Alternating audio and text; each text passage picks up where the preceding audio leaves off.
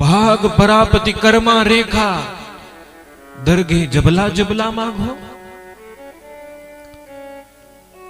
बहुत लोग ऐसे हैं जो कर्म से पीछा छुड़ाने के चक्कर में ऐसा कह देते हैं कि भाग्य में होगा तो ही मिलेगा।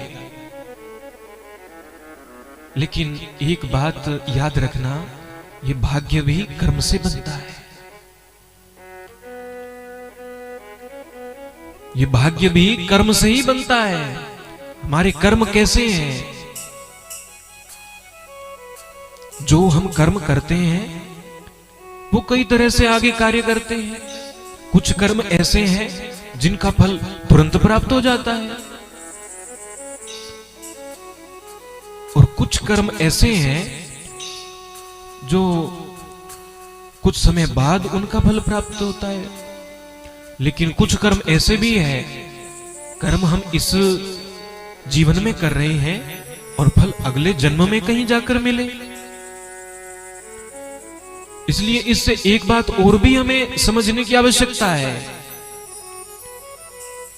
हमें कभी भी ऐसा विचार नहीं करना चाहिए कि मैं इतने शुभ कर्म करता हूं और मुझे जीवन में दुख ही दुख है, क्योंकि जो दुख हमें प्राप्त हो रहा है, हो सकता है वो पूर्व जन्म के कर्मों का प्रारब्ध रूप फल हो, और जो कर्म हम वर्तमान के इस जीवन में कर रहे हैं उसका पुण्य रूपी कोष एकत्रित हो रहा हो। इसलिए गुरु महाराज जांबो जी कहते हैं, हरि हरि करता हरकत आवे तो ना पछतावो करियो। अगर आप भगवान श्री हरि का भजन करते हो, स्मरण करते हो, जप करते हो, भगवान के प्रति भक्ति का भाव रख करके जीवन को भक्तिमय ढंग से जीते हो, और फिर भी जीवन में दुख आ जाता है, हरि हरि करता हरकत आवे, तो गुरुदेव जांबो जी कहते हैं ना पछतावो करियो। ऐसा विचार मत करना, भगवान को कभी दोष मत देना। कभी ऐसा विचार भीतर नहीं आना चाहिए कि मैं इतना कुछ करता हूं, इतनी भक्ति, इतना मंदिर जाता हूं, इतनी पूजा करता हूं, और मेरा ये काम नहीं बना। क्योंकि जो कुछ हम कर्म करते हैं वो भी कई प्रकार से आगे उनका विस्तारण होता है। कर्म भी कई प्रकार के हैं। एक सकाम कर्म होता है, एक निष्काम कर्म होता है, एक ऐसा कर्म होता है जिसको हम करना आरंभ करते हैं, तभी से उसके फल की एक इच्छा हो जाती है, मैं ये काम करूंगा तो मुझे ये मिलेगा। वो सकाम कर्म है। भगवान की भक्ति करते हैं, जब स्मरण करते हैं, उसमें भी ये सकाम भक्ति भी आती है, किसी इच्छा से। और ये तो देखने को बहुत जगह आजकल तो मिलता ही है। भगवान को छोटे बच्चे की तरह, अपनी भाषा में कहते हैं छोटे बच्चे की तरह अपा बुढ़ावा भगवान ने। हे गुरुदेव जांबो जी, मेरा ये काम हो जाए, मैं मुकाम आऊंगा। मेरा ये काम हो जाए, मैं ये व्रत रख लूंगा, मेरी ये इच्छा पूरी हो जाए, मैं इतना धन मंदिर में लगा दूंगा। हाँ, ये बुरा नहीं है, ये बुरा कदापि नहीं है। ये भी भगवान के प्रति समर्पित होकर ही हम कुछ कर्म कर रहे हैं, अच्छा ही है। लेकिन इससे भी आगे अगर बढ़े तो भगवान श्री कृष्ण भी गीता में निष्काम कर्म का संदेश देते हैं। भगवान कहते हैं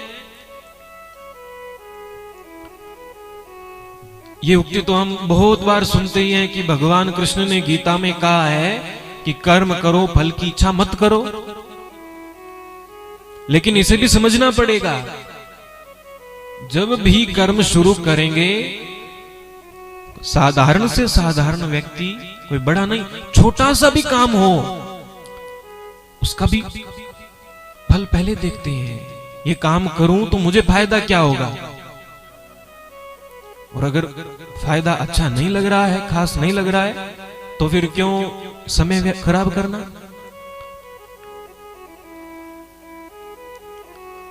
हाँ, विचार ऐसा भी होना ही चाहिए। व्यवहारिक जगत में कुछ आवश्यक भी है, लेकिन भगवान की भक्ति के मार्ग में अगर हम निष्काम भक्ति करते हैं, अगर हमारा एक भाव ऐसा बन जाता है कि प्रभु, जैसा कि हमने कल के प्रसंग में भक्त प्रहलाद की कथा में सुना, हे प्रभु मुझे कुछ नहीं चाहिए, मुझे केवल आपकी भक्ति चाहिए।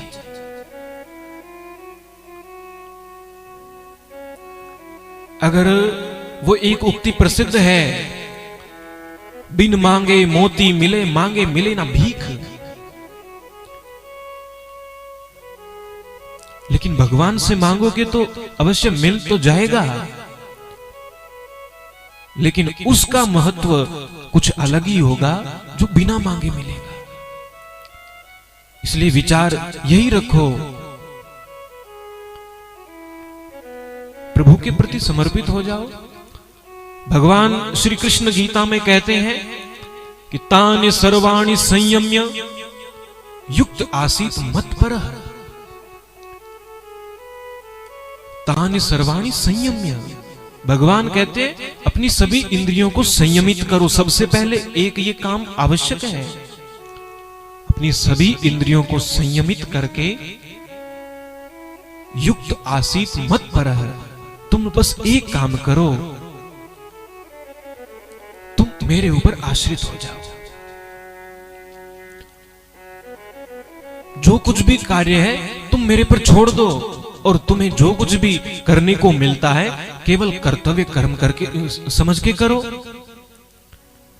जो कोई भी कार्य, जो कोई भी कर्म हम कर रहे हैं, अगर एक ऐसा भाव साथ में बने, ये भगवान ने मेरे लिए कर्म व्यवस्थित किया है और मुझे ये कर्म करना है, ये भगवान की सेवा ही है, ये मेरा कर्तव्य है, ये विचार करके अगर हम कोई कर्म करते हैं तो इसका बड़ा महत्व देखने को मिलता है।